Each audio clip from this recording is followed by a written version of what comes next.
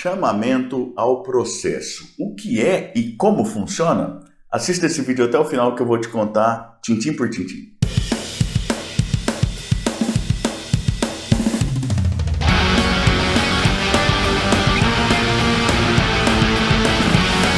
Eu sou o professor Thiago Caversan e compartilho semanalmente, aqui mesmo no canal, vídeos relacionados à teoria e à prática do direito, como o vídeo de hoje em que eu trato do chamamento ao processo. E isso já a partir de vários anos de experiência como advogado e também como professor universitário.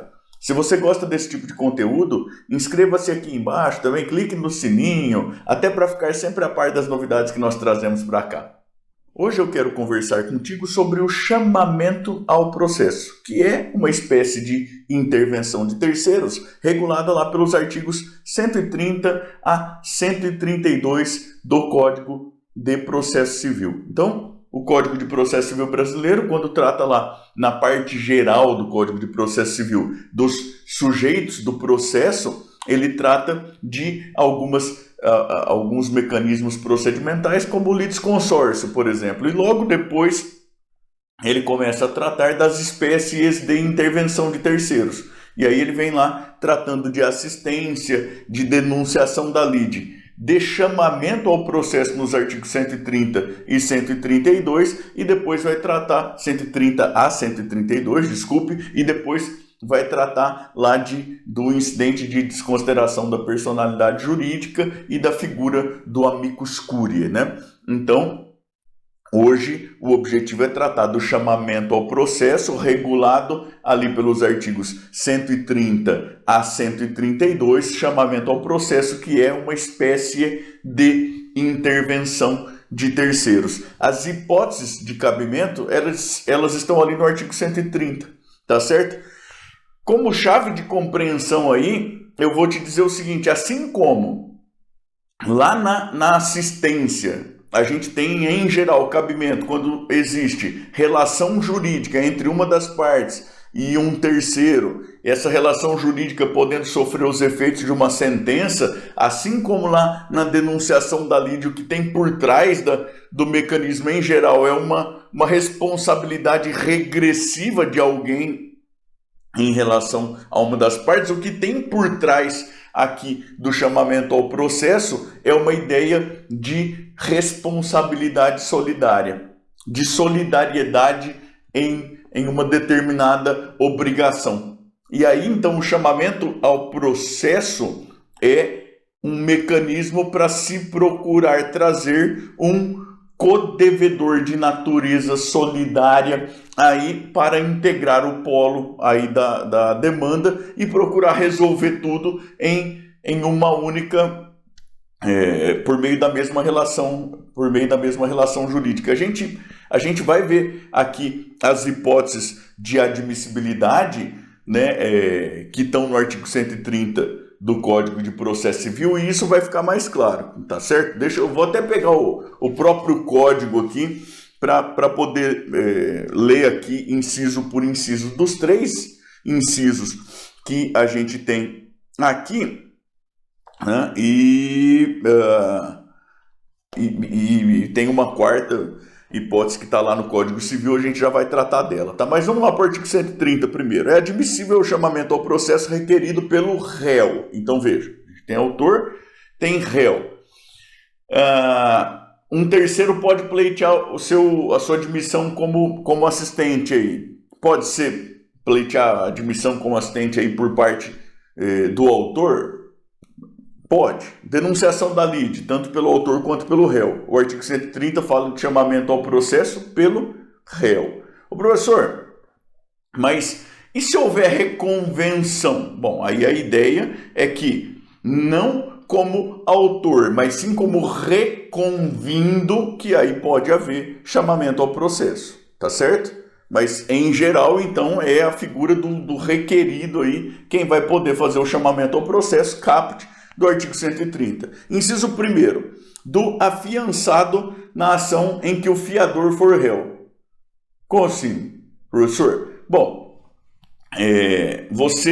vamos pensar num contrato de locação, que é o que tem de mais simples, né? Confiança, muito possivelmente você já viu ou já até participou de um contrato assim. Você tem lá o locatário, que é a pessoa que vai ocupar o imóvel. Pensa aí num contrato de locação residencial, o apartamento que vai morar aquele cidadão que vai lá fazer faculdade numa outra cidade, um negócio assim, né? Então você tem o locatário, que é a pessoa que vai morar lá no apartamento, e você tem como uma garantia nos contratos de locação, uma garantia comum, a fiança, né?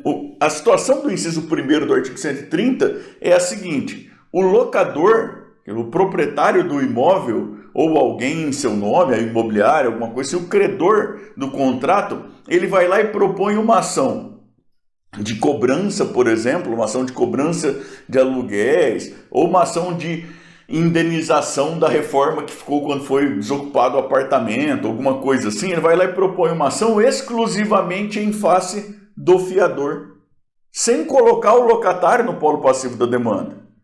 Ah, professor, mas está errado isso, porque a obrigação do fiador é uma obrigação subsidiária. Olha, isso é matéria para um outro papo, inclusive, né?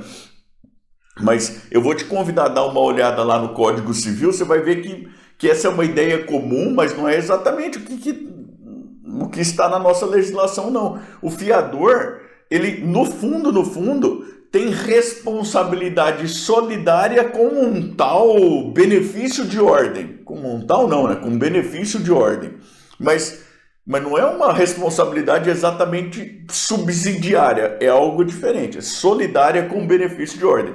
O que isso quer dizer, professor? Isso quer dizer que, se o fiador for demandado diretamente, ele consegue, como defesa, procurar opor esse benefício de ordem. Mas tem dois detalhes da prática aqui que são muito importantes. O primeiro é que, segundo a nossa jurisprudência, para o fiador se beneficiar desse benefício de ordem, ele não pode ter renunciado.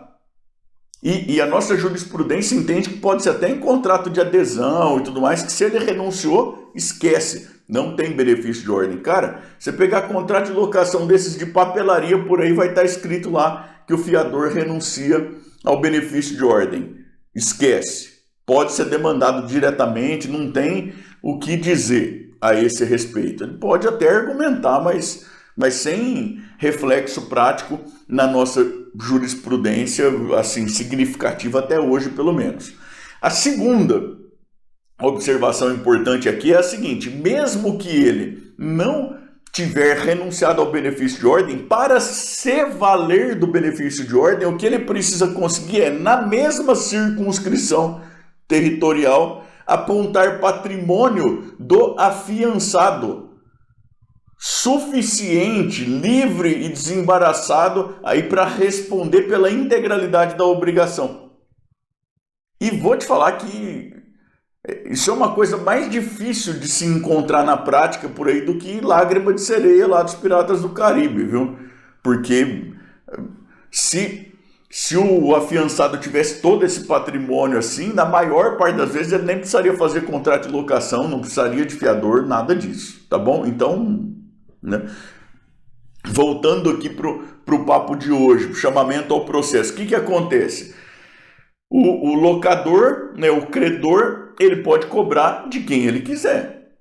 Ele pode cobrar de quem ele quiser. Estão lá em solidariedade. Ele fala, eu, pelo que lembro de quando nós fizemos o contrato e tudo mais, o locatário não tinha nada.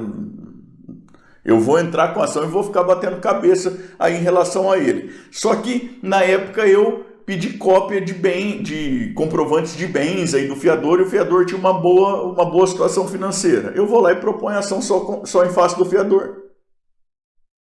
Esse é um direito do credor segundo a nossa dinâmica jurídica. Você pode até falar, é absurdo, é injusto. Não, mas é uma possibilidade que o ordenamento jurídico dá a ele, credor. O que aconteceria aqui? O fiador, sendo condenado, ele teria a possibilidade, posteriormente, de uma ação regressiva em relação ao afiançado. Porque o contrato é um contrato gratuito. O fiador presta garantia e não tem vantagem pessoal nenhuma. Se ele sofre algum prejuízo, ele tem direito de ser indenizado por aquele que foi beneficiado aí, ou seja, pelo locatário. ele faz o chamamento ao processo para procurar resolver tudo na mesma relação jurídica processual. Quer dizer, na sentença, o juiz já definir as medidas de todas as coisas. O professor, não estou entendendo por quê. Bom, é por conta do seguinte, na verdade você tem dois grandes reflexos práticos aqui, tá? Um primeiro é que, se houver condenação final, o locador poderá utilizar aquela sentença como título executivo judicial em relação a todos. Ora, tá? A natureza é solidária. O professor, aquele que era locatário, não tinha nada, ele deu certo na vida, prosperou e tudo mais, o locador pode ir lá e bloquear a integralidade do dinheiro na conta dele? Pode. Mas ele nem tinha colocado no polo passivo da demanda lá no começo? Não tinha. Mas a conduta procedimental do fiador viabilizou que isso acontecesse. Por outro lado, se o credor lá na frente, na fase de cumprimento de sentença, ele consegue receber a integralidade do seu crédito do fiador, o fiador também consegue utilizar aquela mesma sentença como título executivo em face do afiançado, caso haja condenação aí de todos, tá certo? Mas a ideia é essa, é resolver tudo na mesma relação jurídico-processual, é evitar a necessidade de propositura de uma outra demanda depois, para só depois então poder eventualmente haver eventualmente cumprimento de sentença, esse tipo de coisa, tá certo? Então a ideia é essa, olha, vamos resolver tudo entre todos já na mesma relação jurídica processual. Eu já vou te adiantar, nós vamos ver as outras hipóteses aqui, mas vou te adiantar que a gente vai ver que há algumas limitações de cabimento também e tudo mais. Espera aí só um pouquinho, tá? Então, vamos voltar aqui. Você deve estar tendo a impressão, né, vou abrir parênteses aqui e falar, meu Deus do céu, que aula mais enrolada, né? Eu vou te falar que intervenção de terceiros é um tema que me parece que não é dos mais fáceis e que se a gente não vai parando um pouquinho a aula para esclarecer para que serve, para ilustrar com um exemplo, para daí falar do exemplo como que funciona outra coisa e tudo mais, que daí você absolutamente não consegue entender na prática para que serve, tá? Então a aula ela vai ficando um pouquinho enrolada. Esse é um tema que, para falar bem a verdade, em aulas presenciais de graduação, eu costumo trabalhar lá em pelo menos 100 minutos para dar o primeiro olhar sobre a coisa, que a gente vai fazer de maneira bem mais breve, mas precisa ir contextualizando, eu acho, para a gente conseguindo se entender aí, tá bom? Então, retomando, o artigo 130 do Código de Processo Civil trata de 3 hipóteses em que é admissível o chamamento ao processo. Quem faz chamamento ao processo é o réu. A gente já vai ver procedimentalmente como, tá? Tudo mais. Hipótese de admissibilidade. A primeira, do afiançado na ação em que for fiador o réu.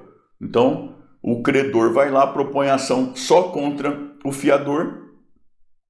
O fiador pode fazer o chamamento ao processo do afiançado, da pessoa para quem ele prestou essa garantia, tá certo? A segunda hipótese, que é muito prima e muito parente da primeira, dos demais fiadores na ação proposta contra um ou alguns deles. Então você imagina que haja lá o contrato, haja 4 fiadores. E o credor foi lá e propôs ação só em face de um deles. O professor, está errado. O credor não poderia fazer. Não, ele pode. De novo, é uma obrigação de caráter solidário aí. Você vai lá dar uma olhada no Código Civil. Quando a obrigação é assim, o credor pode exigir a integralidade do cumprimento da obrigação de todos os coobrigados ou de qualquer um deles a sua própria escolha. Isso é prerrogativa que o ordenamento jurídico outorga ao credor. Tá certo?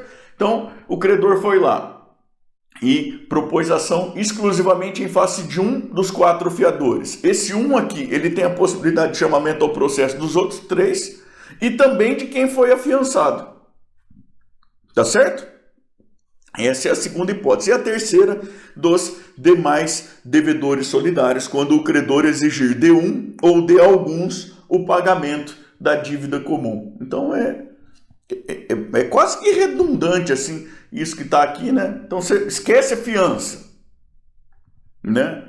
E esquece a fiança justamente porque não é uma obrigação de simples solidariedade, justamente por conta da figura do benefício de ordem a respeito da qual a gente já até falou.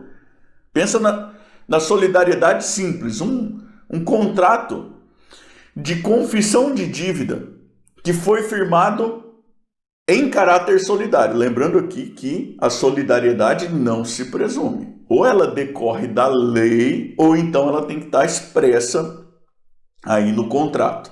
No contrato de confissão de dívida, de 3 pessoas lá confessaram que deviam solidariamente R$10.000.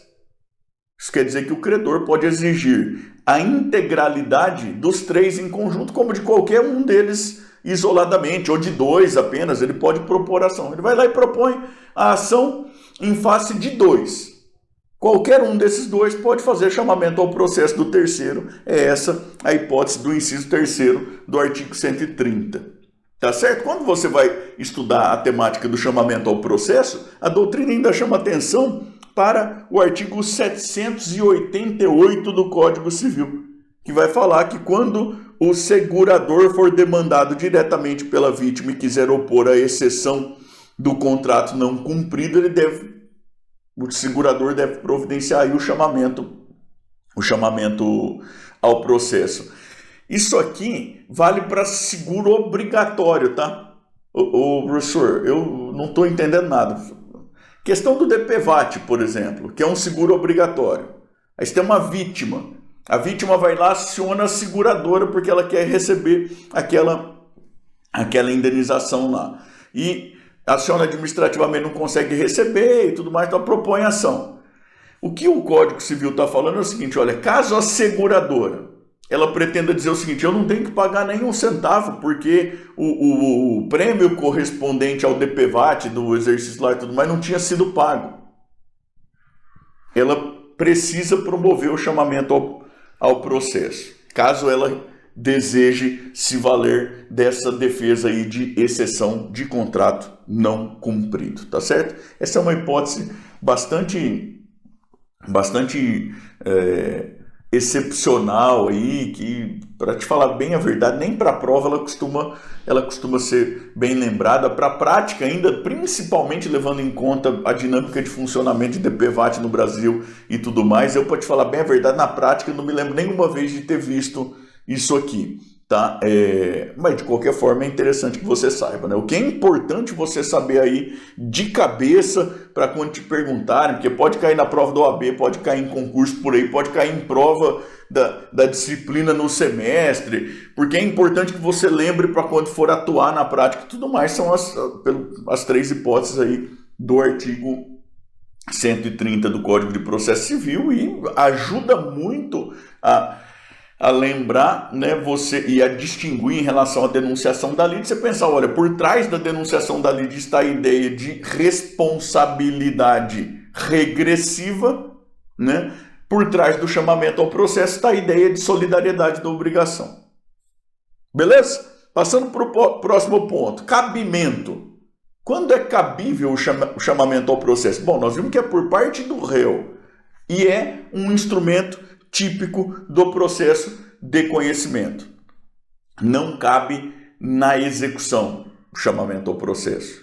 Também não cabe no juizado especial. Então, mesmo sendo processo de conhecimento, no juizado especial não cabe, porque por conta da ideia de simplificação do procedimento no juizado, em geral não vai caber lá a intervenção de terceiros, não é isso? Então, cabe no processo de conhecimento, na execução não, é processo de conhecimento. Mesmo no processo de conhecimento não cabe no juizado especial. Não cabe também por parte de fornecedores em relações de consumo. Por limitação lá no Código de Defesa do Consumidor, que também determina a facilitação da defesa do direito do consumidor em juízo. Então, para que não... Porque a gente vai ver, isso aplica um procedimento que vai levar um pouco mais para tramitar e tudo mais. Então, a ideia é, o consumidor O Código de Defesa do Consumidor estabelece amplas solidariedades entre fornecedores. O consumidor vai lá e aciona quem ele quiser. Esse não pode fazer chamamento ao processo dos demais. Mas, professor, mas se ele for condenado, não é dele a culpa do prejuízo que o consumidor sofreu. Ele pode depois, em outra ação e tudo mais, procurar se indenizar. Tá certo? Também não se aplica em relação aos coobrigados cambiários. E aí a gente está falando aqui de títulos de crédito, né? Então, o cidadão foi lá e propôs ação de cobrança de um cheque, o cheque tinha endosso, por exemplo, ou aval, ou alguma coisa assim, não vai caber chamamento ao processo também por conta dessa limitação aí de cabimento em relação aos coobrigados cambiários. Tem aqui uma ideia que, assim, na doutrina, na jurisprudência, melhor dizendo, e também na doutrina, evidentemente, vai ser um tanto quanto controvertida, mas é a possibilidade de utilização aí do chamamento ao processo nas ações de alimentos entre os coobrigados. Eu não entendi, professor. Como assim? Bom, imagina você tem lá, a criança mora com a mãe. O pai não paga pensão. Não paga pensão e sumiu no mundo. Ninguém sabe do cara, não tem patrimônio, não nada. E aí então você tem uma responsabilidade que é subsidiária dos avós. Não é isso? E a ideia aqui é a seguinte: a mãe vai lá e o pai e a mãe do pai da criança são vivos. Então a criança representada pela mãe vai lá e propõe ação só em face do avô paterno. E aí há uma ideia de que o avô paterno poderia fazer chamamento ao processo da avó paterna. Imaginem que eles são divorciados, por exemplo. Então, que ele poderia fazer esse chamamento ao processo. Há alguma controvérsia sobre a possibilidade dele fazer o chamamento ao processo também dos avós maternos. Você vai encontrar decisões aí permitindo, você vai encontrar outras decisões falando que isso não tem o menor cabimento, porque se a família do pai não está fazendo nada pela criança e a mãe sozinha não dá conta, já é a família dela que, a toda evidência, tem feito tudo que está ao alcance para sustentar a criança. Mas você vai encontrar alguma controvérsia aí sobre isso. Tá certo? Bom, qual o prazo para fazer o chamamento ao processo? É o prazo para contestar. Está lá no artigo 131. Então, na prática, o chamamento ao processo ele vai encartado lá no início da contestação, né? Você não vai encontrar lá na matéria do 337, ou seja, não é exatamente uma matéria preliminar, né? Mas é lá no início da contestação que vai ser encartado aí o pedido de chamamento ao processo.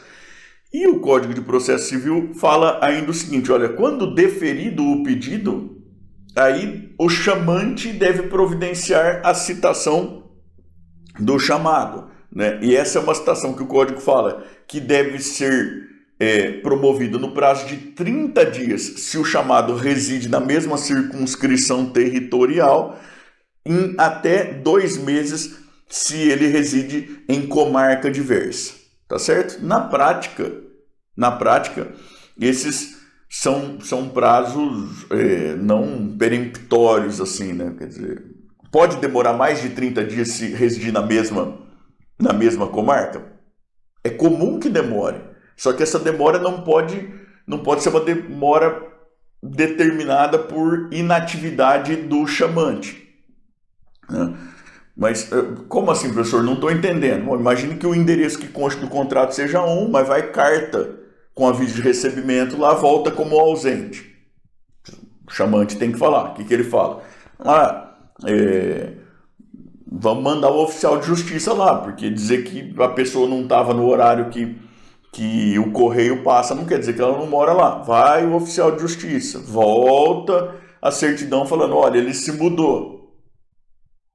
O chamante vai lá e pede para consultar e cadastro tudo, mas tudo isso já demorou mais de 30 dias. Mas veja que não é culpa dele, chamante, né? O que não pode é, olha, passou mais de 30 dias lá sem o chamante tomar diligência aí que lhe cabia, né, fazer frente a diligências que lhe cabiam, e por isso não houve citação. Aí o código diz que o chamamento ao processo fica sem efeito. Então, para procurar aqui assim, organizar bem, de maneira bem sintética, que um suco, né, no final, chamamento ao processo é uma espécie de intervenção de terceiros regulada lá pelos artigos 130 a 132. Cabe aí, notadamente, nas hipóteses dos 3 incisos do artigo 130, por trás das quais encontra-se aí a ideia de solidariedade da obrigação. O chamamento ao processo pode ser feito pelo réu em processo de conhecimento, na justiça comum, não vale para coobrigados cambiários, não vale em relações de consumo. O réu faz na contestação, deferido o chamamento ao processo, aí o juiz vai determinar a citação, deve ocorrer em até 30 dias quando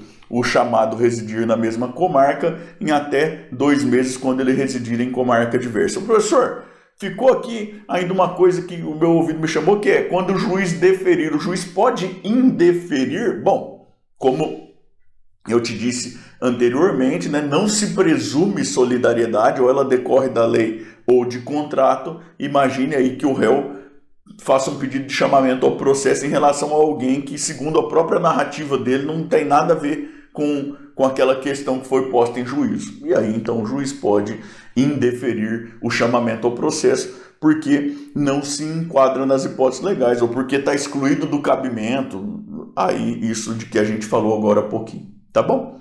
Eu espero que você tenha gostado do vídeo, que ele tenha sido útil para você. Eu queria pedir para você contar para mim aqui embaixo nos comentários de onde é que você me assiste, porque eu acho muito interessante saber até onde os vídeos estão chegando, quem é que eventualmente tem aparecido aqui para se divertir um pouco com a gente, né? Então, eu queria muito saber de onde é que você me assiste e o que é que você faz. Se você é estudante aí se preparando para a prova, se você é advogado iniciante, se você é estudioso sobre o tema ou curioso, se você é um profissional de outra área, se é parte em processo, conta aí para mim de onde você me assiste e o que você faz, por favor. Eu queria te convidar a continuar navegando aqui pelo canal, especialmente a partir deste vídeo aqui em que eu falo detalhadamente sobre denunciação da lide, e eu queria te pedir de novo, por favor, para se inscrever no canal, para clicar no sininho, para dar o seu joinha para o vídeo, para me seguir lá no Instagram, porque isso é muito importante para que esse conteúdo continue sendo produzido, tá bom? Valeu, até mais, tchau, tchau.